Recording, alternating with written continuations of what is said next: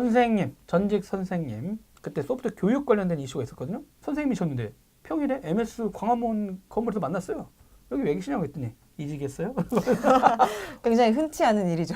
그렇죠. 네. 아니 그 선생님 요즘 보면 진짜 엄청 그 교직 뭐그 사명감을 주제치고 냉정하게 말해서 아니 그냥 냉정하게 밖에서 말해서 보기에 너무 부러워하는 직업이잖아. 신의 직장, 아니, 그러니까 그냥 공무원. 네, 그- 그렇습니다.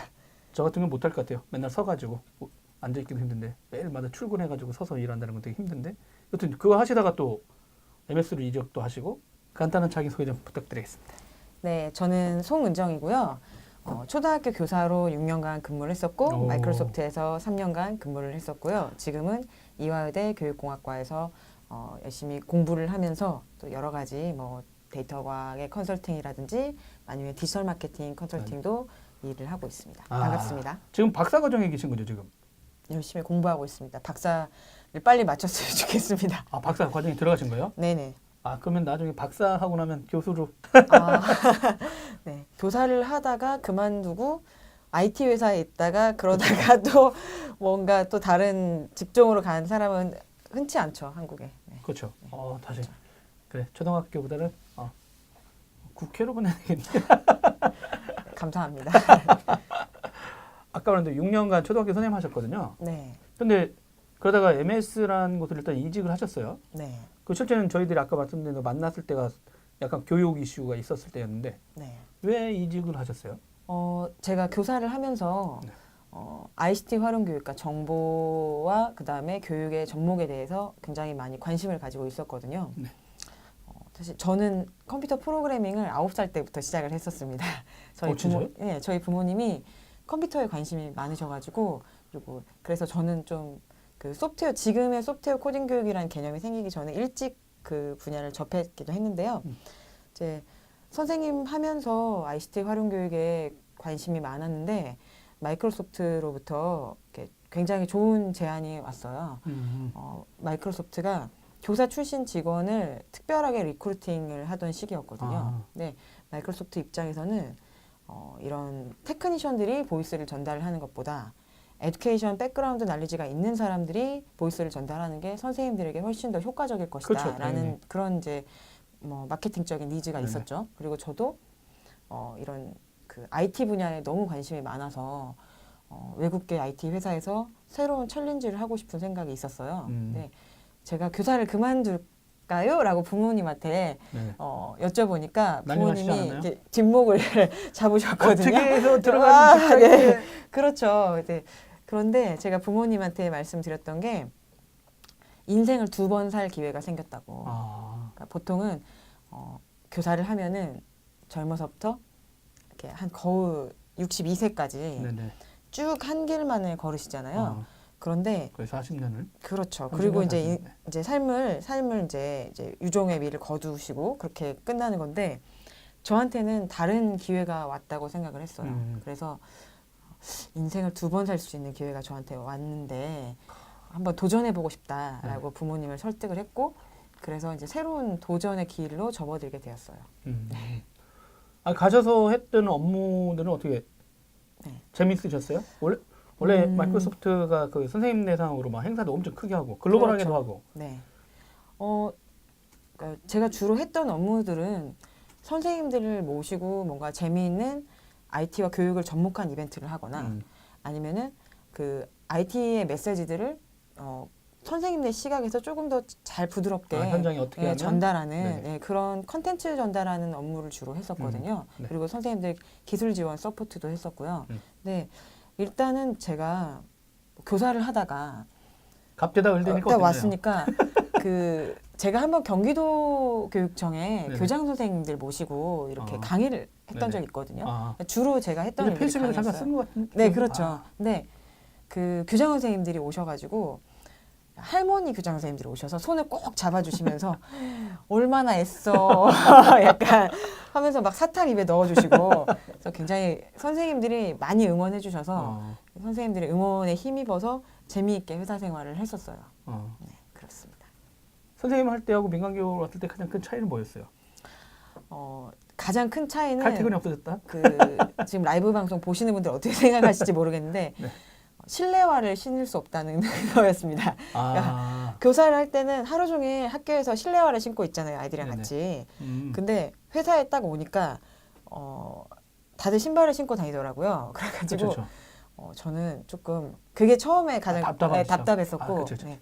그리고 뭐 퇴근 시간이 좀 늦어지기는 했지만 그래도 매 순간순간 도전하는 재미가 있었기 때문에 괜찮았습니다. 다른 네네. 부분들은. 실제는 올해부터가 소프트웨어 교육 의무화된 해잖아요. 네, 뭐 중학교 신입생 네, 내지는 뭐 1학년한테 가르칠지 2학년 가르치는 학교에서 결정하는 거고, 네, 뭐 3년간 최소 34시간 받아야 한다. 네. 고등학교도 마찬가지 이제 뭐 심화 선택에서 일반 선택에 넘어. 네.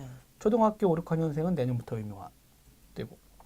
요런 이제 하시던 현장에서 이제 그 학생들하고 태클 이용해 가지고 뭔가 문제 해결 이렇게 하다가 갑자기 글로벌하게도 뭐 영국에서 처음 시작을 많이 국가 단위로는 하기 시작했잖아요. 초등학교 네. 때 소프트웨어 의무 교육 막 이런 얘기 했었는데 보시기에 이런 의무 교육에 대해서는 어떻게 생각하세요? 시작되고 있는데. 제가 교사였을 때는 네. 아이들에게 컴퓨터 프로그래밍을 가르치는 게 정보 영재 교육의 일환으로 가르쳤었던 거거든요. 아, 의무화된 선발해서 네. 그래서 관심 있어하는 학생들에 대해서. 네. 영국 같은 경우는 이제 CS 컴퓨터 사이언스 과정이 모든 학생들한테 영국 에스토니아가 이제 소프트웨어 교육 선진국이잖아요. 네네. 그 모든 학생들에게 전달이 되던 나라들도 있었고, 근데 우리나라 같은 경우는 이런 컴퓨터 프로그래밍이 모든 학생들에게 전달되지는 않았었어요. 그런데 2015 개정 교육 과정이 나오면서 그게 이제 2015 개정 교육 과정에 지금 방금 말씀해 주신 그 내용이거든요. 아, 2015 개정 교육 과정에 들어있는 소프트웨어 교육 과정 내용이. 네네. 그래서 모든 학생들에게 확대가 됐는데 저는 일단 학생들의 교육의 선택권이 늘어났다는 거에서는 긍정적으로 생각을 하고요. 네. 이제 그렇지만 안 그래도 지금 아이들이 배우는 것들이 너무 많은데 이제 뭔가 이슈가 생길 때마다 하나씩 들어오잖아요. 그렇죠, 그렇죠. 네, 그래서 아이들이 배우는 것들이 계속 추가되고 있는 상황이거든요. 그래서 어떻게 그런 보면. 부분에서는 아이들에게 좀 부담이 될 수도 있다라고 생각되지만 그래도 이 컴퓨터 사이언스에 대한 관심과 이걸 기본 소양으로 가져가려고 하는 거는 많은 미래 학자들이 이 컴petency 아이들의 역량과 관련돼서도 얘기를 이미 하고 있고 이게 국제적인 흐름이 아닐까라고 네네. 생각이 돼서 이제 의무화된 거는 일단은 바람직하게 생각을 해요. 네네. 그게 이제 잘 전달되는 거는 분리 문제로. 이제 또 선생님들과 정책을 전달하시는 여러 행정가 분들의 이제 역할과 책임이 크겠죠. 교육부로 특채되는 거 아니야? 박사 달면? 아 저요? 그게 있구나. 이것들이 말을 안 들어. 내가 박사 한 다음에 교육부 특채 노려볼만 하네. 우리가 조금 밀어줘야 되겠네. 이 영상 잊지 마세요, 나중에. 네, 열심히. 우리가 저희들이 가장 먼저 얘기했다는 거. 열심히 공부하겠습니다. 네. 아니, 근데 진짜 요즘 생각해보면 실제는 예전에 컴퓨터 학원이 있었어요. 네, 그 지금하고 다른 거긴 하지만. 그렇죠.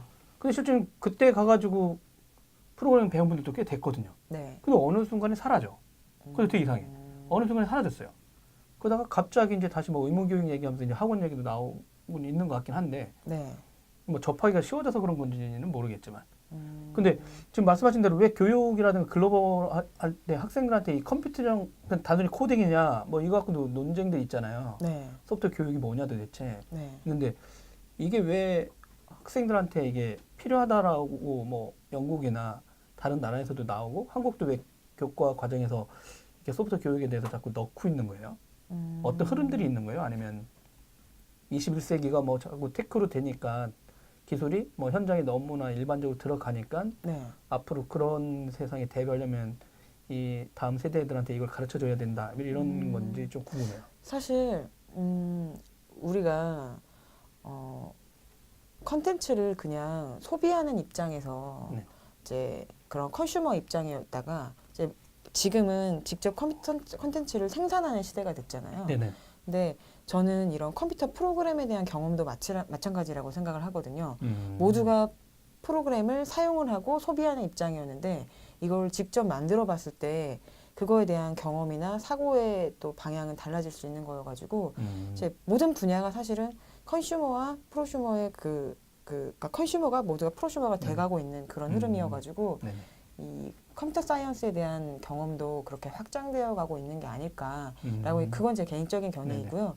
그다음에 이런 컴퓨터시 역량에 관련된 연구가 굉장히 많이 되고 있는데 요즘 최근 버전은 유엔의 대세코 2.0도 있고 아니면 21st Century Learning 해가지고 21세기 학습자 역량도 얘기되고 있는데 미래 사회에 우리 아이들이 어떤 역량을 가져가야 될 것인가 얘기하는 게 굉장히 많지만 다 하나같이 꼽고 있는 게 정보 활용 능력이에요. 그래서 이 소프트웨어 코딩 교육이 정보 활용 능력을 조금 더 적극적으로 능동적으로 그 레버리지하는 방법으로는 아주 효과적인 대응책이 아닌가라고 생각을 해요. 현장에서도 그 친구들 대상으로 그런 교육 하셨을 때도 네, 이런 역량 얘기를 많이 하죠. 미래 사회에 우리 아이들이 어떤 역량을 지녀야 될 것인가. 그 다음에 테크놀로지의 변화는 어떤 것인가. 그래서 지금 제가 뭐 연구하고 있는 분야가 데이터 사이언스나 인공지능 뭐 이런 부분 연구하거든요. 근데 모두가 다 데이터 과학이나 인공지능의 혜택을 일상적으로 누리게 될 텐데 컴퓨터 과학에 대한 그런 기본적인 이해가 깔려 있다면은 뭐 모든 직업들이 다 어떻게 보면 테크놀로지 기반으로 움직이게 될 거기 때문에 저는 이런 교육들이 진행되는 건 매우 긍정적이라고 생각을 해요. 보시기에 이제 일단 선생님 하실 때 그 영재 대상으로 그리고 일단 했던 교육을 했었을 때 그 교육을 못 받던 학생들하고 뭔가 좀 다르긴 했어요. 그러니까 궁금하긴 해. 모두에게 다 해주고 싶은데 그렇죠. 이제 현실적으로 그건 불가능하죠. 현실적으로 이게 의무 교육이 아니었기 때문에 네. 안타까운 부분이 있었고요. 근데 뭐 그때 영재 교육을 할 때도 그 아이들을 컴퓨터 프로그래머로 키우고자 그건 아니셨잖아요. 한 건 아니었어요. 그 아이가 가지고 있는 기본적인 소질과 흥미, 적성 이런 부분에서 컴퓨터 과학이 더해졌을 때 큰 시너지를 낼 수 있다고 생각이 돼서 접근을 했었고 근데 지금 소프트웨어 코딩 교육 방향도 이거를 모든 아이들에게 조금 더 넓혔을 뿐이지 모든 아이들을 프로그래머로 키우는 게 목적은 아니거든요. 그렇죠. 그래서 저는 그런 측면에서 모두에게 해주고 싶었던 게 지금은 정부에서 정책으로 이렇게 지원해 주시니까 그런 부분은 좋죠. 왜 근데 우리나라는 항상 그 선생님의 선의를 자꾸 만나야 되게끔 만들어 볼까 국가가. 그렇죠. 그냥 세렌디피티에 의존하는 그렇죠. 상황이었죠. 그 선의를 가진 선생님들 만나는 사람들 인생이 바뀌어. 아 저게 이제 좋아지겠구나 그러다가 이제 어느 순간에 의무화되긴 했는데 막상 보니까 일반 선생님들이 가르칠 수 있는 영역이에요? 궁금했거든요 이게. 만약에 의무화되면 어떻게 돼요? 이제 그런 부분들을 미리 교육부나 아니면은 이제 교육학술정보원에서 그리고 한국과학창의재단에서 이 세 기관이 서로 협력을 해서 몇 년 전부터 준비를 했어요. 선생님들 대상으로 계속해서 교육을 진행을 했고 선생님들이 컴퓨터 프로그램, 소프트웨어 코딩 교육을 할 수 있는 역량을 기르기 위해서 굉장히 많은 교육을 이미 실시를 했거든요. 근데 물론 이 컴퓨터 프로그래밍이란 게 낯선 영역이에요. 왜냐하면 우리가 영어를 가르친다고 하면은 영어에 대한 학습 경험은 모두가 있잖아요. 영어를 공부를 해본 학생으로서의 경험이 있기 때문에 그거를 이제 조금 배워서 가르치기는 쉬워요. 그런데 컴퓨터 프로그래밍, 소프트웨어 코딩은 그걸 내가 직접 학습자 또는 내가 프로그래머로 해본 경험이 선생님들이 없으신 거예요. 그렇죠. 근데 갑자기 학습자 경험 없이 교수자로 나서야 되는 상황이시기 때문에 그래서 많은 선생님들이 당황하셨고 그래서 순차적으로 지금 몇 년 전부터 계속 선생님들 대상으로 교육이 이루어져 왔어요. 근데 물론 걱정하시는 부분이 현실적인 질문이시거든요. 그렇죠. 네, 모두가 그렇죠. 네, 모두가 할 수는 없어요. 저도 그것까지는 이렇게 장담 드릴 수는 없는데 방금 그 말씀하신 뭐 독학으로 하셨던 선생님들도 많이 계셨고 지금도 그런데 차차 나아질 거라고 생각합니다. 너무 극단적인가요? 이 방송을 교육부 관계자분들이 보신다면은 네, 이 분야에 많은 지원 부탁드립니다. 네. 저는 이제 그런 얘기를 했었거든요. 그러니까 교육부는 취재를 계속 하다 보면 돈이 없다고 하셨거든요. 예산. 그리고 근데 미래부라든가 예전에 미래부가 예산이 돈이 많아. 네, 미래부가. 제가 그랬죠. 이 돈을 여기다 줘야 되는데 안 주는구나 인간들이. 그래서 국가 단위에서 교육부에 밀어주면 될 문제고 손 띄면 되거든요. 예산이 있어서. 근데 이 사람은 주고도 주기 싫어요. 그리고 누가 취재하다 보니까 도의자님 생각해보세요. 그런 적은 정부 역사상 그때 딱 한 건 있고 그 다음에 없었나 봐요. 그러니까 어느 부처에 할당된 예산을 선의로 여러분을 가지세요 한 적은 없다. 각 부처도 그렇죠. 자기네 예산 한 번 들어온 예산을 안 뺏기기 위해서 피 터지게 싸우는 마당에 근데 학교는 지금 돈이 없다는데 나라는 돈이 없는 게 아니잖아요. 그럼 이 예산을 이쪽으로 주면 되잖아요. 왜 쓸데없이 과학기술정보통신부 밑에서 해가지고 쓸데없는 일을 해? 그 돈을 저도 공무원이었었기 때문에 이렇게 아. 팔이 안으로 굽는 게 없지 않아 있는데 아무튼 그렇네요. 네. 아 그랬었죠. 그러니까 네. 그 교육부에다 이 예산을 배정해라. 진짜 이 애들을 잘 키우고 하려면 네. 그랬더니 말도 안 되는 소리 하고 있네라고 하는 네. 뒤에서 혹시나 이 방송을 문재인 대통령님이 보신다면 교육에 많은 투자 부탁드립니다. 차마 얘기를 못 하는군요. 아 그렇죠. 아 근데 저도 이제 뭐 이렇게 보니까 또 이 나이파 사이트에 가봤어요. 이게 웃긴 거죠. 그러니까 제가 소프트웨어 교육을 치잖아요. 네. 교육부 사이트가 구글에 먼저 검색 안 돼요. 아, 나이파에서 만든 software.or.kr인가 이게 뜬 다음에 그 밑에 네. 소프트웨어 교육에 관련된 정보 사이트가 있어. 아, 물론 선생님들하고 달라요. 선생님들은 안 그렇죠. 왜냐면 항상 선생님들이 받는 SEO가 잘 안 돼 있나 봐요. 구글에서 그렇죠. 들어가면. 네. 그렇죠, 그렇죠. 네. 그럼 또 야 이거 SO에 아니 그 검색 치죠. 거 빨리 안 해 하겠지만 네. 검색 제가 네이버를 안 치다 보니까 네이버 미안해. 네이버도 되는데? 사용해 주시죠. 네. 네이버로 가야 되는데 그러니까 이런 게 이렇게 딱 뜨거든요. 온라인 교육 배움터 이래가지고 네, 소프트웨어 중심 사회 홈페이지. 예 그러니까 아시죠? 소프트웨어 네. 중심 사회. 네. 그러니까 쉽게 이렇게 치면 일단 얘들이 검색 지수가 된 거지. 그러면 일단 들어가서 보면 되게 다양한 선택지는 있더라고요. 뭐 알고리즘이라든가 이런 것도 있고. 네, 근데 굉장히 다양한 컨텐츠들을 제공하고 있어요. 근데 보시기에 이제 현실적으로 시장은 됐고 선생님들을 교육시켜서 이거를 이렇게 대응할 수 있다고 보세요? 그러니까 손 선생님 같은 선생님처럼 능력을 다 올려올 수 있는지 물어볼게. 9살 때부터 프로그램에 노출된 사람하고 네, 그렇죠. 그렇지 않은 저는 9살 때부터 컴퓨터 프로그래밍을 시작했고 그러니까 베이직 그리고 중학교 때는 테트리스를 만들었고요. 고등학교 때는 리눅스 서버를 운영했습니다. 근데 그러니까 이게 선생님들이 갑자기 이렇게 몇 개월 뭐 보통 연수를 어떻게 받으시냐면요. 15시간 아니면 30시간 아니면 이제 많이 받으시는 분은 60시간 이렇게 연수 받으셔가지고 하는데 모두가 다 금방 이렇게 전문적으로 하실 수는 없는데 이게 프로그래머를 키우고자 하는 교육이 아니기 때문에 선생님들이 꼭 프로그래머 수준까지 하실 필요는 없거든요. 그래서 그리고 아이들한테 가르치는 프로그래밍 그 언어의 형태는 조금 달라요. 그렇죠. 뭐 교육용 프로그래밍 언어로 해서 레고 블록을 쌓듯이 이렇게 조립을 해서 하는 형태로 가기 때문에 조금 더 쉬워요. 그래가지고 그런 거 있잖아요. 우리가 그 스크립트식 언어들 순차적으로 이렇게 판독을 하고 이제 그런 기본적인 수준에서는 뭐 객체 지향이라든지 뭐 포인터라든지 이런 개념까지는 학습하지 않잖아요. 그러니까 초등학교에서는 그런 개념까지는 가지 않기 때문에 그 프로그래머들이 다루는 모든 스코프를 다 하고 있는 건 아니에요. 그냥 기본적인 개념들, 뭐 변수, 상수, 함수, 자료형 이런 것도 이런 용어로 가르치는 게 아니라 그 훨씬 더 그 텐저블한 직접 손으로 만질 수 있는 그런 식으로 개념을 전달을 해요. 그래서 뭐 걱정하시는 것만큼 그렇게 망하지는 않을 거예요. 어느 정도. 네. 근데 그런 내용은 안 나왔나요? 그러니까 저는 이제 되게 웃기거든요. 그러니까 옛날에는 그냥 선생이라는 게 먼저 태어난 사람이든 아니면 그 한 분야에 있는 사람인데 우리는 어느 자격증 제도가 보호되고 있잖아요. 이건 좀 다른 이슈인데. 네. 그러면 이미 하고 있는 프로그래머들이 많이 있단 말이죠. 그렇죠. 그분들을 어떤 특채를 하거나 아니면 어떤 일정한 교육을 통해서 이거를 선생님들처럼 이 업무를 담당하게 시킬 수 제가 있으면 이거에 대해서는 확실하게 돼요? 말씀드릴 수 있는 게 이 어떤 컨텐츠를 가르치는 거에 대한 너무 쉽게 생각하는 건가요? 이슈가 있는데요. 나올 때마다 일어나? 그 슐만의 PCK 이론이라는 게 있어요. PCK 이론이라는 게 뭐냐면은 수학 교사를 하려면은 어떠한 역량이 있어야 되는가라는 이론인데 그러니까 예를 들어 제가 수학 교사라고 예를 드는 것뿐이에요. 근데 수학을 가르치기 위해서는 두 가지 역량이 필요해요. 첫 번째는 수학을 잘해야 돼요.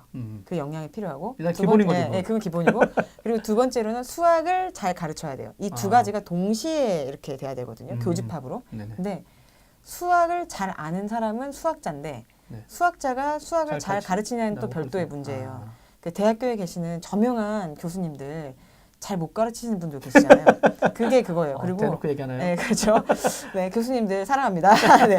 그런데 그리고 수학을 잘 가르치는가 이거에 대한 문제는 제가 뭐 보습학원 선생님들 비하하는 거 아니고 동네에 계시는 그 아주 어린 아이들 가르치는 보습학원 선생님들이 수학을 굉장히 잘 가르치세요. 근데 그분들이 방문교사 하시기도 하고 그렇죠. 근데 그분들이 그분이 수학을 고등 잘하느냐. 수학을 잘하시는 아. 건 아니거든요. 그러니까 수학 교사여야 하면은 그 컨텐츠, 그러니까 뭘 가르치려면 컨텐츠도 잘 알아야 되고 가르치는 교수법에 대한 역량도 있어야 되는데 이제 프로그래머 분들은 컨텐츠는 전문가이신 거죠. 근데 가르치는 것에 대한 전문가일지는 또 별도의 문제고 그 다음에 선생님들은 가르치는 거에 대한 전문가인데 이 프로그래밍이라는 컨텐츠에 대해서는 비전문가죠. 네. 그래서 그 양쪽 다 가지고 있는 스페셜티가 다른 거예요. 아. 이 두 가지가 같이 가지고 있어야 그 분야를 잘 가르칠 수 있다라고 얘기를 하거든요. 그러면 네.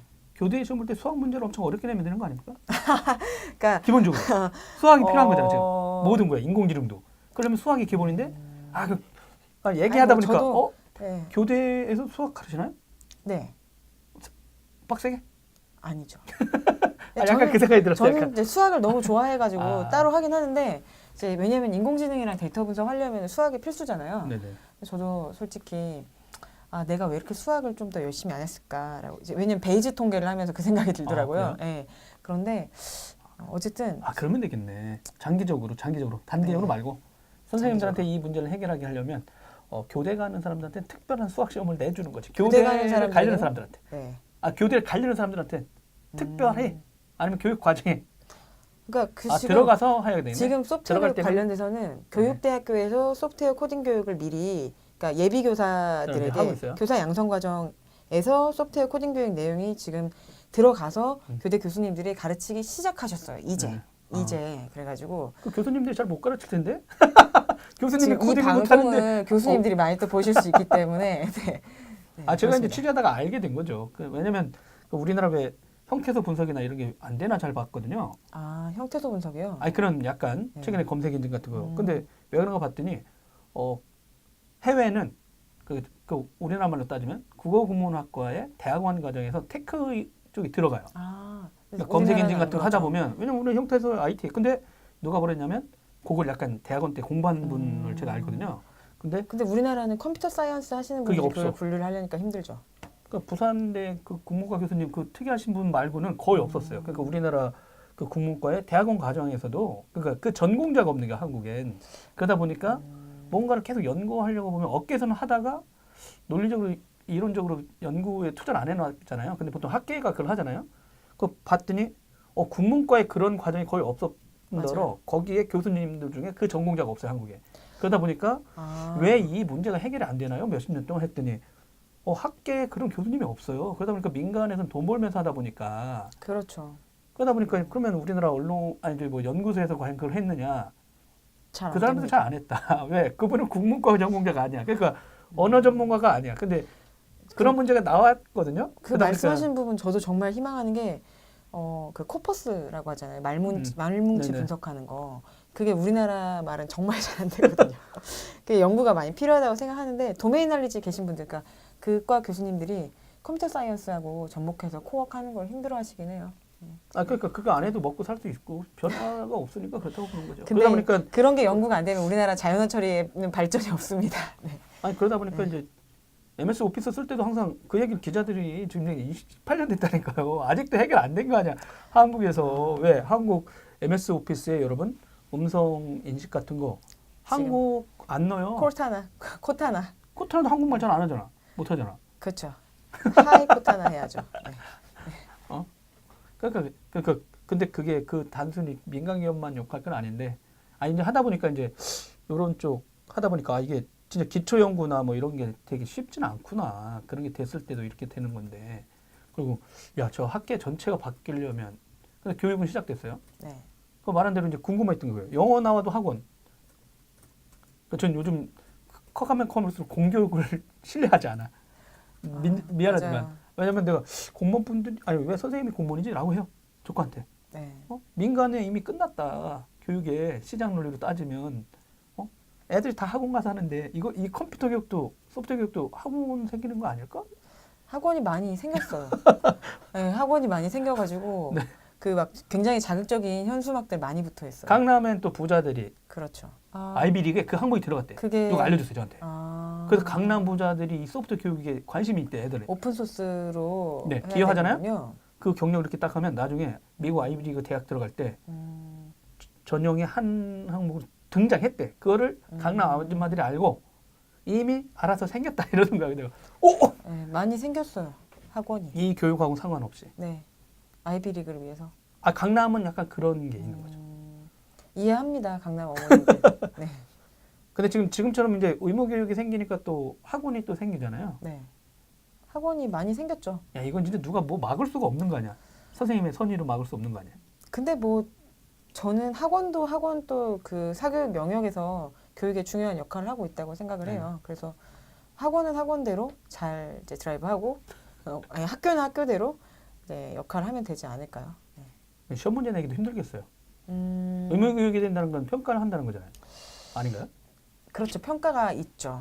근데 평가를 할 때 요즘은 이제 과정 중심 평가, 수행 중심 평가를 하기 때문에 그리고 이제 또 자기 평가나 동료 평가도 다 들어가 있고 그래요. 네네. 그러니까 학생 자신이 나의 성취도에 대해서 스스로 돌아보면서 평가를 하기도 하고 그리고 친구들을 통해서 상호 평가도 받고 그 다음에 교사가 평가를 하는데 그 학생의 결과물만 가지고만 평가하는 게 아니라 과정에서 얼마나 성장했냐를 평가하기 때문에 막 그렇게 막 생각하시는 것만큼 뭐 지필 시험으로만 평가가 이루어지는 건 아니어가지고 그런 부분은 또 많이 보완되고 있어요. 다시 학교로 돌아가고 싶은 생각은 안 들어요? 그 질문을 굉장히 많이 받는데요. 그렇죠. 자주 하죠. 다시 제가 학교로. 그 질문 받는 2대 질문이 뭐냐면은 왜 그만두셨나요랑 다시 또 돌아갈 돌아가시면. 생각 없냐 뭐 그런 얘기 많이. 돌아갈 수는 있어요? 다시 시험 봐야 돼요? 선생님 그만두면 어떻게 돼요? 제가 경력직 선생님을 뽑을 때가 있나요? 임용 시험에 합격해서 그러니까 예를 들면은 교사 자격증 딴 거잖아요. 교사 자격증은 있고요. 네. 그다음에 공무원 시험에 해당하는 교사 임용 시험에 해가지고 이제 교육청에 임용이 된 거였는데 만약에 제가 공립학교 교사로 가고 싶다면 임용 시험을 다시 봐야 다시 봐야 돼요. 돼요? 근데 사립학교에 가고 싶으면 다시 노량진 가야 된단 말이에요? 컵밥 먹으러? 저는 그거 안 하고 임용 볼 따뜻합니다. 때도 그냥 봤었어요. 네, 네. 대단한 인간입니다. 그런데 네. 만약에 제가 공무원 하고 싶으면 다시 임용 시험을 볼 거고 아니면 사립학교에 이제 어플라이를 하면 되는데 다시 교사를 하고 싶냐라고 물으시면은 나중에는 생각을 바꿀 수도 있지만 지금은 제가 학교 밖에서 할 수 있는 일도 많아요. 네. 왜냐하면 학교 안에서의 이런 교사로서의 경험을 가지고 그리고 또 외국계 IT 회사에서 경험을 가지고 있고 지금은 또 대학원에서 공부도 하고 있고 이래서 경험의 폭이 다양하잖아요. 그래서 그 브릿지 역할을 할 수 있기 때문에 그래서 지금 학교 밖에서 할 수 있는 역할이 많아서 당분간은 학교 밖에서 조금 더 교육을 지원하는 꼭 학교 안이 아니더라도 밖에서도 교육을 지원할 수 있잖아요. 학교 밖 교육자로서 역할을 수행을 하고 그리고 만약에 학교 안에서 뭐 저를 필요하다고 하시면 다시 갈 수도 있겠죠. 네. 오픈 마인. 네. 하긴 선생님들도 그러면 되겠네. 법이나 이런 사람들처럼 사회생활 한 사람만 선생님 할 수 있게. 네. 뭐 어느 남자분들 일정 정도 기간이 지나서. 군대도 있으시잖아요. 남자분들은. 네. 아니 뭐 군대야 그냥 그런 거. 그러면 이제 근데 걔도 공부에 멈추지 않은 다음에 최근에 책을 또 번역하셨어요. 제목이 여러분 이런 책을 들고 나오셨습니다. 네, 마인크래프트 실험실입니다. 이 마인크래프트 실험실 어떤 책이에요? 이 책은 2016년에 네네. 이제 2016년에 아마존에서 베스트셀러? 네, 청소년 부분 베스트픽에 올랐던 책이고요. 오. 그래서 마인크래프트라는 아이들에게 아주 인기 있는 게임을 활용하여서 이제 가족과 함께 컴퓨터 밖에 이제 오프라인 프로젝트도 하고 컴퓨터 안에 온라인 프로젝트도 할 수 있게 네. 이제 안내를 하는 그런 게임 활용 교육 책이에요. 아. 그래서 마인크래프트를 이용해서 가족과 함께 공부를 할 수 있는. 선생님들이 보는 거예요? 아니면 부모님? 학생? 선생님들도 보실 수 있고 학부모님들, 학생들 다 같이 보실 수 있는 책이에요. 그래서 이거를 번역을 했고요. 이제 이 책은 예를 들어서 어떤 내용이 있냐면요.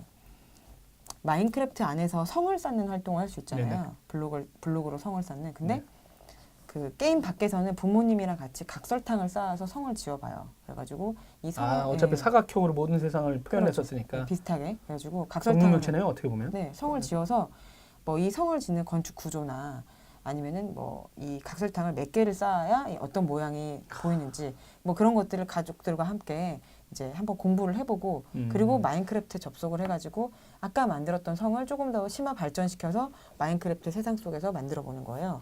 그래서 약간 그런 식으로 온라인과 오프라인 활동이 서로 연계돼서 할 수 있게 그런 책이어가지고 저도 내용이 너무 좋아서 이 책을 번역을 하게 됐고요. 근데 마인크래프트도 잘하세요? 그 제가 마이크로소프트 있었을 때 네네. 마인크래프트 담당이었거든요. 인수했잖아요. 네, 그래서 마인크래프트 아, 담당이었는데, 네. 근데 제가 회사에서 하루 종일 게임을 하고 있어가지고 이제 제가 마인크래프트를 맡았으니까 그걸 어떤 알아야 게임인지, 되잖아요. 어떤 게임인지. 그래가지고 하루 종일 게임을 하고 있으니까 그 회사 사람들이 뒤에서 지나다니면서 수근수근 쟤는 뭔데 하루 종일 회사에 와서 게임을 하느냐라고 예 그렇게 선생님인데 쟤는 예, 그렇죠. 아 그러니까 왜냐하면 이제 이름을 선생님이었는지 모르시니까 이제 그 웬 어린애가 계속 게임을 하고 있으니까 회사에서 그래서 쟤는 누군데 계속 게임을 하나요?라고 뒤에서 물어봤던 그런 기억이 사람들한테? 이제 사람들이 서로 네, 근데 이제 왜냐면 그 제품 당시에는 담당입니다. 예, 마인크래프트 에듀케이션 담당. 레버리지 하고 있습니다. 이렇게 얘기를 했었는데 그래서 이제 게임은 원래 좋아하지만 이제 마인크래프트 담당하게 되면서 하게 됐고요. 제가 마인크래프트 글로벌 멘토예요. 그래가지고 지금 이제 글로벌 하고 있는데, 멘토는 어떤 거예요? 마인크래프트를 교육에 활용하시는 선생님들을 이제 마이크로소프트와 마인크래프트 개발사인 원래 개발사인 모장에서 이제 그런 선생님들을 선발을 했어요. 핀란드였나요? 거기 스웨덴이었나? 거기 스웨덴인데 마인크래프트 글로벌 멘토여가지고 마인크래프트 활용 교육에 대해서 계속 전달하고 있고. 근데 게임 회사에서도 그 프로그램을 만든 거예요? 아니면 이게 MS 인수되기 전에도 그게 이슈가 있었잖아요. 워낙 많은 사람들이 마인크래프트가 진짜 모르게 초등학교 남자애들은 진짜 거의 다 빠져요. 그렇죠. 그러다 어느 순간 탈퇴하기도 하긴 하는데 네. 뭐 진짜 유튜브에도 엄청나게 콘텐츠가 많고. 아 근데 이게 이분들이 원래 교육에다 있던 거예요? 아니면 마인크래프트가 모장이라는 회사에서 예. 만들었는데요. 전 세계적으로 엄청나게 많이 인기를 끌었어요. 그렇죠. 그래서 선풍적으로 인기를 끄니까 마이크로소프트사에서 인수를 했답니다. 근데 인수를 할 때 그 사티아 사장님이 임원진의 반대가 좀 있었어요. 왜 왜냐하면 게임 회사냐? 그렇죠. 왜 그 게임 회사를 굉장히 많은 천문학적인 액수로 이제 샀으니까. 샀거든요. 네. 그러니까 그 임원진들 앞에서 설득을 했던 게 마인크래프트가 스템 교육, 융합 교육을 이끌어갈 수 있는 아주 중요한 도구가 될 것이다. 이렇게 설득을 했고 이후에 그 사티아 사장님의 판단이 옳았던 게 마인크래프트가 계속 성장을 해서 네네. 이게 원래 인수했던 그 가격에 비해서 훨씬 더 가치가 높아졌던 거예요. 지금? 네, 그래가지고 이제 결국 사티아 사장님이 인수를 하신 거는 그 뭐 브랜드 가치나 네네. 이런 거 상으로는 성공적이었다고 생각이 되고요. 우리도 저거 클라우드에 올리려고 그랬나? 예, 예. 그래서 이제 마인크래프트를 마이크로소프트가 인수를 하고 나서 원래는 자바로만 개발돼 있어서 네. 이제 이게 그 다른 플랫폼으로의 이식성이 좀 떨어졌어요. 콘솔 같은 데로. 네네. 근데 MS가 인수를 엑스박스 하고서 쪽으로 보낼 수도 있고 뭐 그렇죠. 이런. 모바일이나 엑스박스에 음. 이제 그 윈도우 유니버셜 플랫폼 있잖아요. 네네. 그런 거 이식을 하기 위해서 이제 C샵 개발로 다시 포팅을 했거든요. 근데 지금은 이제 그 마이크로소프트가 다시 포팅한 버전이 에듀케이션 버전으로 나와 있고 기존의 자바로 짠 레거시도 남아 있고 그래서 네네. 그게 공존하는 상태예요. 네, 어쨌든 이 방송을 개발자분들도 보실 것 같아서 네, 그렇습니다. 네. 그러면 이제 그게 MS가 인수한 다음부터 교육 시장에서 더 많이 들어간 기능이나 뭐 프로그램이 늘어난 거예요, 그러면? 그러니까 마인크래프트가 에듀케이션 버전이 있거든요. 네. 그 에듀케이션 버전은 이제 제가 주말에 나올 책이 그거에 대한 내용인데 에듀케이션 버전으로는 코딩을 할 수가 있어요. 그래가지고 예를 들어서 마인크래프트 상에서 프랙탈을 만든다. 네네. 그러면은 일일이 그 블록들을 쌓아서 노가다를 해야 네네. 되잖아요. 근데 그 프랙탈을 코딩으로 만들기는 쉽겠죠. 규칙이 있으니까. 네네. 그래가지고 이제 그런 식으로 그 프로그래밍을 통해서 마인크래프트 세상 안에서 뭔가 쉽게 건축을 할 수 있는 기능이 에듀케이션에는 추가가 됐어요. 그리고 최근에 추가된 기능은 화학 실험실이 추가가 됐는데 그래서 뭐 마인크래프트 세상 안에서 원소 그다음에 원자와 분자를 만들고 네네. 그 분자들을 결합해서 화학 물질을 만들고 이런 게 추가가 됐어요. 요즘 중2가 원자, 원소 외우느라고 지금 달달달 내 책 보고 과학 잘 그 못해, 과학을. 기능이 추가가 됐어요. 네. 그래가지고 그거 지금 달달달 외우느라고 정신이 없더라고요. 그 우리는 다 이게 뭐든지 다 애우게 하는구나. 근데 이해시키는 마인크래프트 게 안에 아니라. 그게 들어갔어요. 그러니까 예를 들어서 원자 하나랑 전자 하나가 있으면 그게 수소 원자가 되거든요. 그래서 그런 식으로 그 원자 그 원자 핵 그다음에 전자, 중성자 그 개수를 이렇게 숫자를 맞춰주면은 그 원소가 생겨나는 네네. 그런 원소 생성기도 들어가 있고요. 뭐 그래가지고 뭐 아니면은 뭐 염화나트륨 결합을 해가지고 뭐 소금을 만들어 본다든지 아니면 뭐 설탕을 분해해가지고 포도당과 과당을 뭐 분해를 시킨다든지 이런 기능들이 마인크래프트에 추가가 됐습니다. 근데 이게 궁금했던 게 그 게임과 이 교육은 옛날부터 뭐 잘 궁합이 맞을 거다는 얘기는 있었거든요. 근데 누가 야 게임하는데 뭔 교육이야 게임에 빠져 이런 얘기하는 분도 있고. 근데 맞아요. 보시기에 어때요? 학생들한테도 그러니까 게임을 하는 사람한테 네. 진짜 이런 어떤 교육적인 걸로 접근했을 때 과연 그 학생들이 이쪽으로도 재밌어하고 흥미로울 거냐? 네. 그런 게 어떻게 뭐 검증됐거나 아니면 실질적으로 더 이렇게 할 수 있어요로 접근하는 건지 그게 궁금해. 그러다가 지금 그럼 이거 마인크래프트에서 이거 하려면 마인크래프트를 알아야 되는 애들이 흥미로운 거 아니에요? 그러니까 그게 이 게임과 교육을 결합하는 거에 대해서 많은 걱정이 있으신 네네. 건 저도 알고 있거든요. 그렇죠, 그거. 네. 지금 이제 게임 베이스 러닝, 게임을 활용해서 교육에 접근하는 연구들이 많이 진행 중이에요. 근데 게임의 장점은 가장 큰 게 모티베이션, 동기. 그러니까 이 게임을 쓰면은 아이들이 자동적으로 학습 동기를 가지게 된다는 게 가장 큰 장점이거든요. 네네. 근데 공부를 시키는 게 얼마나 힘든지 아시잖아요. 알죠. 네, 아시죠? 근데 제가 책을 사준 적 있어요. 마인크래프트 네. 책을 아니 보니까 큰 애보다 작은 애가 훨씬 잘해. 네. 그러니까 큰 애도 게임 좋아했는데 얘는 마인크래프트를 잘 못했는데 얘가 막 뭘 하는 거 보고 물어봤더니 막 칭찬하는 거 자기 동생한테 웬만하면 칭찬 안 하는 놈인데 형이 네가 보기에 얘 잘하는 거냐? 그러니까 엄청 잘하는 거야? 라고 했는데 그래서 제가 얘를 그러면 그때 송 선생님이 이런 거 하는 거 알고 네. 마인크래프트를 한 다음에 나도 편히 살아야겠다. 자식 잘 둬가지고 이런 생각을 했죠. 잠깐 얘를 프로그래머를 시켜서 편하게 살아야겠다. 그러다가 야 빨리 유튜버로 크면서 이거 좀 얘기해 라고 했는데도 안 해. 하는 건 좋아하고 맨날 그래서 영상으로 좀 기록을 하든가 지금부터 도전해서 한 10년 하면 되는 거 아니야? 했는데도 그러겠죠. 그러다가 그럼 프로그램을 켜야 되나? 했는데 문제가 그런 거였죠. 제가 이런 걸 한 적이 없으니까 좋아하는 학생들. 근데 제가 살고 있는 그 동네에 또 그런 거를 가르치지도 않더라고요. 초등학교도 그렇고 지금 중학교도 그래요. 그렇죠. 제가 그래서 그랬다니까요. 어떻게 된 게 이 초등학교하고 중학교는 송 선생님 같은 선생님이 한 명도 없을까? 진짜 내가 그 생각을 했어 진짜. 네. 그 담당했을 때 왜 네. 이럴까? 욕하는 거 아닙니다 여러분. 은평군 왜 그럴까 그랬지. 네. 그런 선생님이 한두 명이라도만 있었으면 애들한테 이런 거 할 수 있지 않을까요? 라거나 이런 생각이 들었는데 그렇지 않았었거든요. 그러니까 이런 책이 나와도 그럼 이걸 어떻게 하면 걔들하고 같이 할 수 사실은 있을까? 이런 고민을 하죠. 게임이 학습에 대한 동기 부분은 해결을 해주거든요. 네. 근데 이 게임을 하는 활동과 학습을 하는 활동의 그 목표가 서로 다르죠. 매칭이 돼야 돼요. 근데 부모들은 야 이걸 네. 공부해 이러잖아 또 결과지. 그러니까 게임 따로 학습 따로가 아니라 게임을 하면서 자연스럽게 학습이 되도록 그 활동들이 매칭이 돼야 돼서 일종의 이 활동에 대한 설계가 필요하거든요. 그렇죠. 그래서 어느 정도 고민은 교육공학이죠. 그게. 제가 교육공학이 전공이기 때문에 그런데 어느 정도 이제 그런 부분에 대한 고민을 해결해 드리기 위해서 이런 책들이 있는 거고요. 네. 그런데 그러니까 우선적으로 부모도 진짜 공부를 계속 해야겠네 진짜. 맨날 제가 봐도 별로 쉬운 길은 그건 없는 아니죠. 거죠. 쉬운 길은 없는 건데 그렇지만 어쨌든 저는 한번 도전해볼 가치는 있는 것 같아요. 아이들에게 이미 아이들은 너무 미디어에 많이 노출돼 있고 그렇죠. 게임에 너무 많이 노출돼 있는데 이거를 좋은 방향으로 에너지를 가지고 올 수 있는 거라면 한 번쯤 시도해볼 수 있지 않을까? 그리고 저는 또 그 얘기도 해요. 왜냐하면 우리나라 게임 업계 산업이 엄청 크거든요. 산업적으로만 봐도. 그렇죠. 거기 가 있는 개발자들은 어렸을 때도 게임 엄청 좋아했던 친구들이에요. 진짜. 그러니까 그러다가 어느 순간에 자기가 또 만들었어. 네. 그러니까 우선적인 건 만드는 게 문제는 아닌 거죠. 네. 실제 게임에 빠졌던 사람들이야. 즐겼던 사람들. 즐겼던 분들이. 네, 그 사람들이 뭐 누구는 기획자가 되기도 하고 마케터가 되기도 하고 뭐 네. 디자이너가 되고 누구 개발자도 되고 막 이러거든요. 그렇죠. 근데 기본적으로 게임을 사랑하는 사람들이 많은 거죠. 지금 보면. 근데 그게 커가지고 지금 산업을 엄청 크거든요. 네. 그리고 부모님들한테도 그 얘기는 해요. 게임을 좋아한다고 너무 이렇게 뭐라고 안 해도 된다. 그러다 그 친구가 갑자기 개발자의 길을 가든 나중에 어떻게 될지 기획자가 될지 모르니까. 모르는데 네. 근데 그나마라도 게임을 좋아하는 거 아니냐. 좋아하는 거 하나 생겼으니까. 네. 근데 이제 남자애들이 대부분 게임을 좋아하니까 문제인 거죠. 지금 보면. 그걸 좋은 에너지로 가져올 수 있다고 저는 생각해요. 근데 조금 가이드가 좀 필요하겠죠. 그렇죠. 가이드가 필요해요. 너무 과몰입되지 않도록 하는 게 필요하거든요. 그 남자하고 여자는 좀 다른 것 같아요. 엄마하고 아빠하고 기본적으로. 그게- 같이 오래 있다 보니까 이분들은 앉아 있는 꼴 자체가 싫어.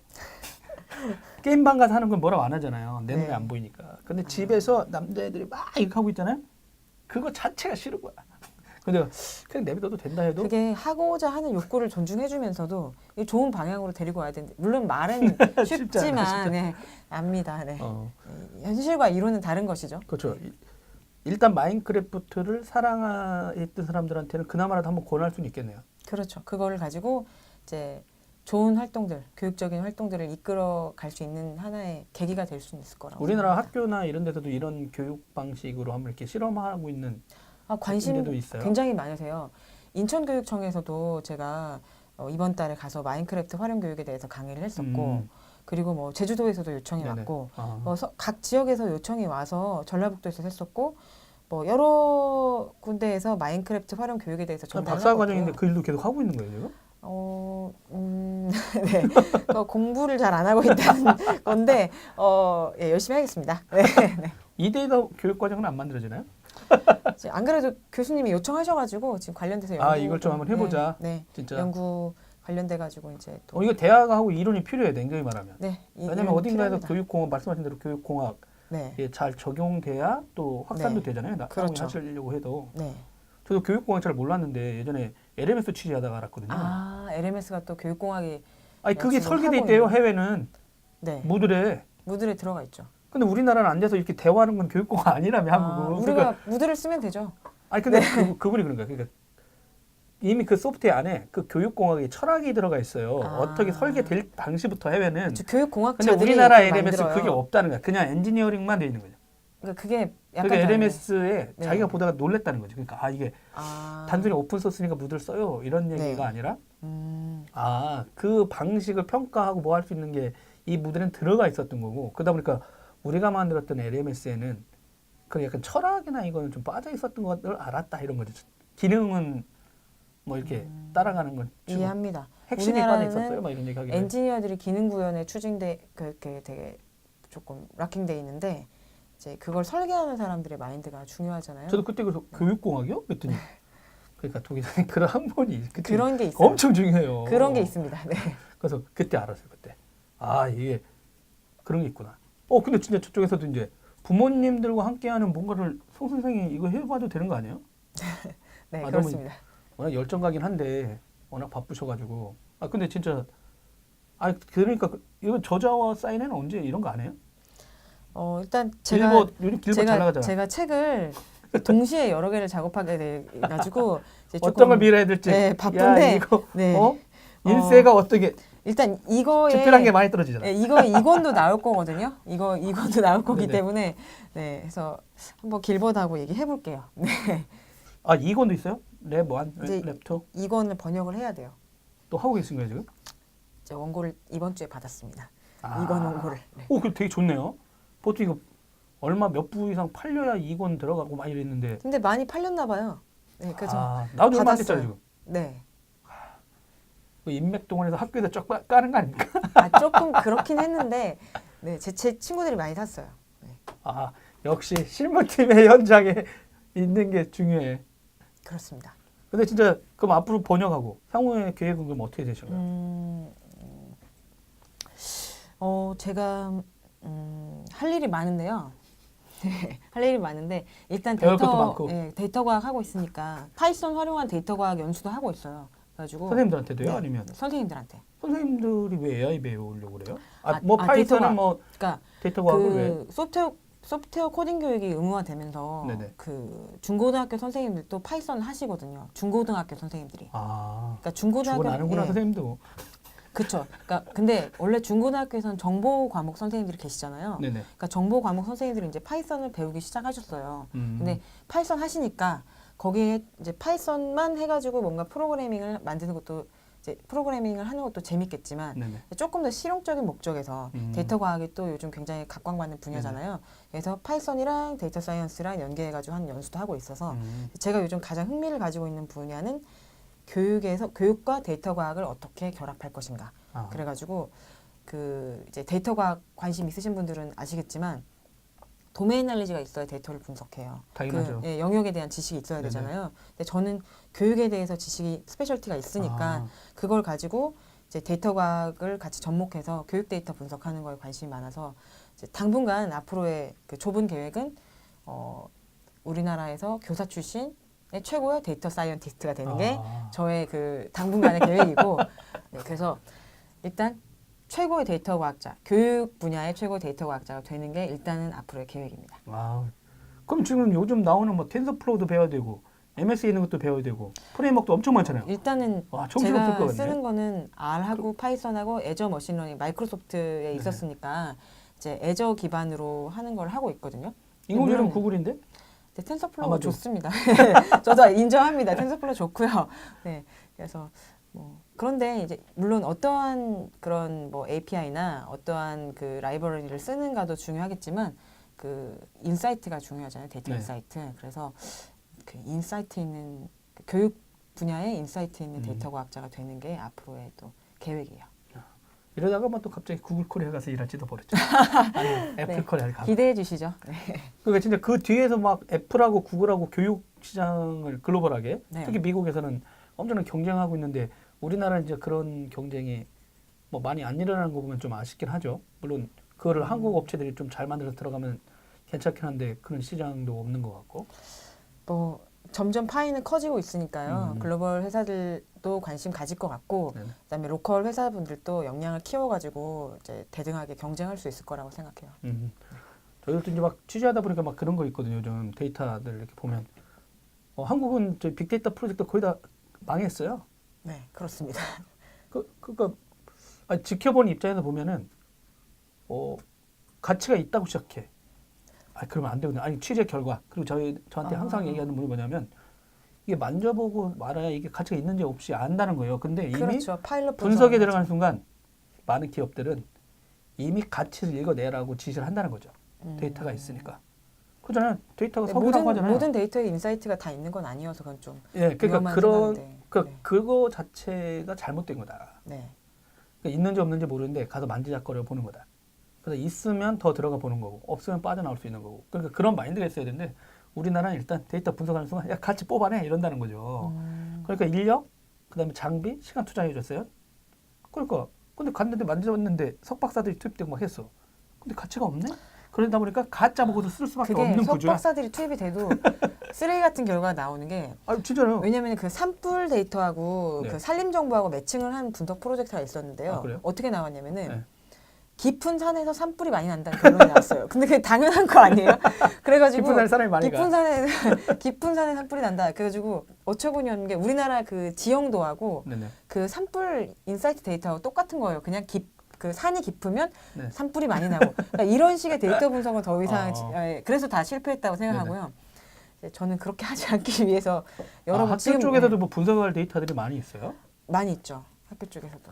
아, 그리고 저는 이제 빅데이터 분석뿐만 아니라 저는 생활 데이터나 스몰 데이터 분석하는 거에도 관심이 있거든요. 네네. 왜냐하면 교육 데이터는 빅하지 않을 수도 있거든요. 그리고 네. 빅데이터 그렇죠. 분석하기 전에도 다 샘플링해서 파일럿 분석을 하시잖아요. 네네. 그래서 꼭 빅데이터가 아니더라도 분석을 했으면 좋겠고 그리고 그렇죠. 뭐 컴퓨터 사이언스 고도화된 컴퓨터 사이언스를 적용하지 않더라도 분석할 수 있다고 생각을 하고 뭐 시각화나 아니면 네. 단순한 분석들을 통해서라도 그리고 어쨌든 중요한 거는 데이터로부터 그 문제 의식을 가지고 그 인사이트를 통해서 해결하는 거 그런 저는 데이터 마인드 네네. 그다음에 데이터를 통한 문제 해결도 중요하다고 생각하기 때문에 그런 쪽에서 조금 접근을 하고 있어요. 그러니까 이런 선생님 만나는 애들은 논한 거라니까. 네. 역시 그러니까 뭐 그래서 스승의 날도 있는 거 아닙니까? 아 그렇죠. 저희 주위에는 맨날 몽둥이로 왜 저희 세대는 그랬나 몰라. 페이스북에 스승의 날 지금은 많은 되면 좋은 선생님 선생님들이 얘기를 안 하고 잘하고 계세요. 저희들은 의도 터진 얘기만 써. 그렇죠. 누가 더 그 마대자루로 많이 맞았는지만 얘기하니까. 세대가 지금은 저희들도 다릅니다. 9세대야. 네, 자꾸 지금은 그런 다릅니다. 내용을 하는데 네. 따라야 되는데 여튼간에 그 새로운 세대의 선생님들도 출연하셨고 네. 공부를 진짜 멈추지 않으시는군요. 공부요? 아 근데 진짜 더 이상 이렇게 말하면 좀 뭐야? 재수 없으실 수도 있는데 공부가 제일 쉬워요. 정말 재수없는 선생님 모셨습니다. 재수 없는 교사였습니다. 네. 근데 진짜 그게 더 재밌고 뭐 배우는 게 네, 공부가 제일 쉽습니다. 사회생활 하시다 보니까 네. 어쨌든 부모님 만나는 게 힘들구나. 좀 약간 정답 말씀하셔가지고 소름. 네. 저희들은 네. 학교 근처에 안 가고 거의 방목 수준이었거든요. 아무튼 공부가 쉬워요. 어. 공부가 쉽습니다. 이제 그럼 조만간 이제 박사 학위가 또 이제 조만간 또 페이스북으로 올라오고 일단 열심히 하겠습니다. 일단 열심히 하고 다른 분야의 공부도 계속 하겠습니다. 네. 선생님들이 이런 거 잘 쓰려면 클라우드도 도입돼야 되는데 우리나라 법이 많이 개선됐나요? 학교에서는 그나마 마지막 질문인데 클라우드가 많이 들어가 있어요. 클라우드요. 못 들어가 있었잖아요, 한국은. 그게 그 학교 정보가 네. 학생들 개인 정보도 있고 음. 그다음에 학교 예산 집행하는 네. 그런 행정 정보도 물려 있어가지고 이게 쉽게 다 그 클라우드로 올라가긴 힘들 것 같아요. 그래가지고 이제 그런 부분 물론 보안이 가장 중요하기 때문에 그렇긴 한데 점차적으로 그 학습에 관련된 교수 학습에 관련된 네네. 부분은 이제 클라우드로 이전될 수 있다고 저는 생각하거든요. 그렇죠. 네. 네. 아직까지는 그 발전 수준이 낮은데 점차적으로 부분이라도 옮겨올 수 있는 가능성은 있습니다. 그래서 뭐 그런 거 관련돼서 교육학습정보원이나 이제 교육부가 논의하고 있는 걸로 알고 있어요. 김진숙 박사님 그거 회의 계속 하고 계시거든요. 그래서 조금 기다려 보시면 되지 않을까. 근데 이제 그것도 느끼긴 하죠. 뭐 2000 클라우드 나온 지가 지금 용어 나온 지가 거의 10여 년이 넘는데 아마 아직 한국은 역시 현장을 간다는 건 그렇죠. 다른 이슈가 있으니까 얽히고 일단 섞여 기다려 있으니까. 주시죠. 네. 언제까지 기다리는 거예요? 많이. 알겠습니다. 오늘은 모처럼 만에 2년 만에 이제 만나 뵀는데 역시 공부가 가장 쉬웠어요라고 선생님을 만나고 네. 마인크래프트 실험실 네 저도 한번 이 책 갖고 한번 읽고 큰애는 틀렸으니 둘째라도 한번 네. 지금이라도. 네. 네. 알겠습니다. 그리고 되게 왕성한 활동을 하고 계시니까 나중에 또 이렇게 연락 주시면 또 열릴 제처럼 꼭 가질 것 같습니다. 네. 오늘 소감 어떠신가요? 오늘 맨날 이렇게 그 시청자로 보다가 직접 나오니까 재밌네요. 네. 알겠습니다. 저희 또 편집 잘해서 또 다시 널리 퍼뜨리도록 하겠습니다. 네. 네, 알겠습니다. 그럼 진짜 응원하고 나중에 또 한번 조만간 다시 찾아뵙도록 하겠습니다. 여러분 네. 오늘 바쁜 시간 내셔서 고맙습니다. 네. 여러분 감사합니다. 네. 안녕. 네. 도라이브 테크 수다는 저녁이 있는 삶을 위한 댄디한 화상회의 서비스 구름이 행복창업지원센터 SK서울 캠퍼스와 함께합니다. 후원 문의는 테크수다 페이스북 메신저로 연락 주십시오.